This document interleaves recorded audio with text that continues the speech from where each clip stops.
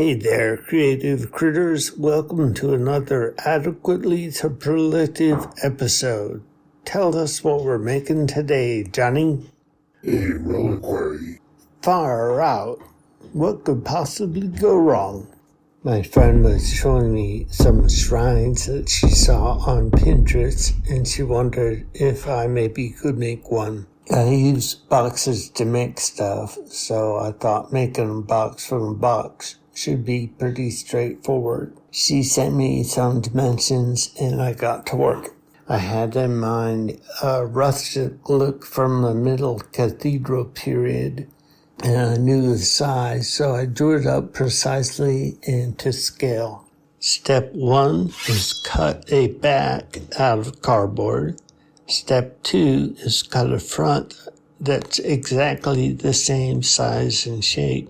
Step 3 is fashion 2 sides out of cardboard as well. Then assemble the pieces and cover the works with paper mache. Despite my meticulous planning and unparalleled craftsmanship, the box ended up being out of square on the bottom and the back. I wanted the box to be able to sit on a table or hang against a wall, so I made the back and the bottom flush.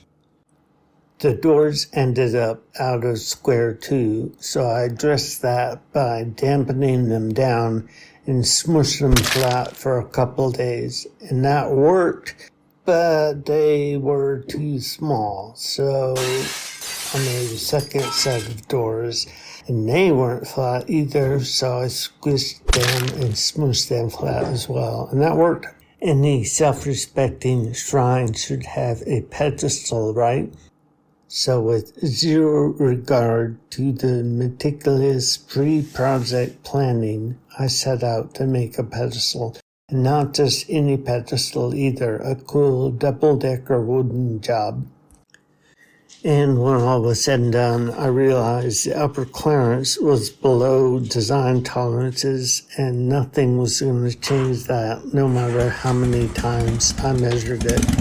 Say friends, today's episode is brought to you by Fat D. You can find Fat D at the rodeo fair, truck stop at the truck polls. Stop by Fat D's today and find out why everyone's talking about their world famous goober pretzels, Fat D's.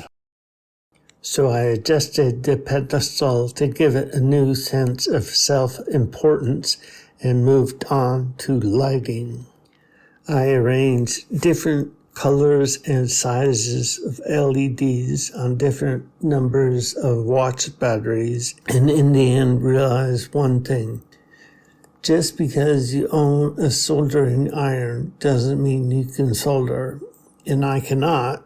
So the final lighting arrangement is one white LED on one watch battery with one simple switch, and it works great.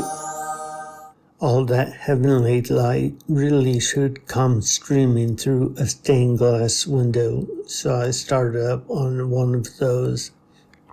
I had this nifty cardboard that I thought would be perfect. It's really neat and compact. What I learned is it got that way because it's compressed and full of glue and a bit to cut.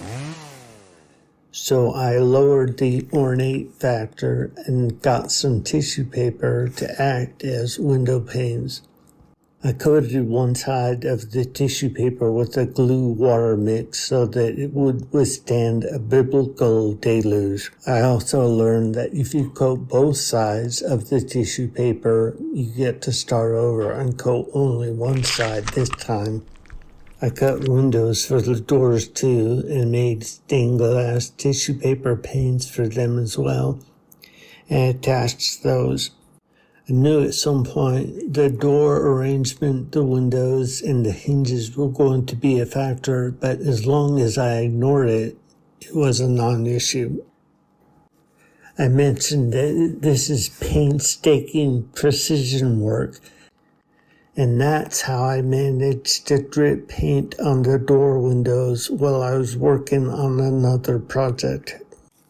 I fixed that by painstakingly adding more paint drops to the windows. I hit the corners and edges of the box with some black spray paint and then coated the rest of it with a deep blue, and that looked pretty nice. So I added some silver highlight to that. And then a little bit of my favorite color, burnt umber. The hinges were a trick.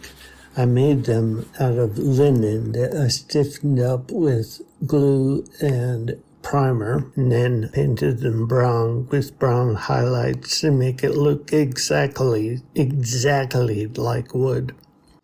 It turned out to make the doors operational. The hinges were so floppy that it just didn't work, so I made the doors fixed in place and added some wood crossbeams to the hinges for a touch of genuine authenticity. Do you ever wake up on a stranger's couch and wonder, why isn't there more lace in here? That happens to me too. I happen to have a spare wedding dress laying around, so I cut some lace out of that and fashioned some curtains, and then tried to pleat the curtains, and it just didn't work. Just looked trashy, kind of like the wedding dress. That left me with a heavenly lit box with lifelike wooden doors and a Goldilocks pedestal. And in situ, I think it looks pretty good. Hey hero, thanks for watching. Now go out and do something that's never been done before.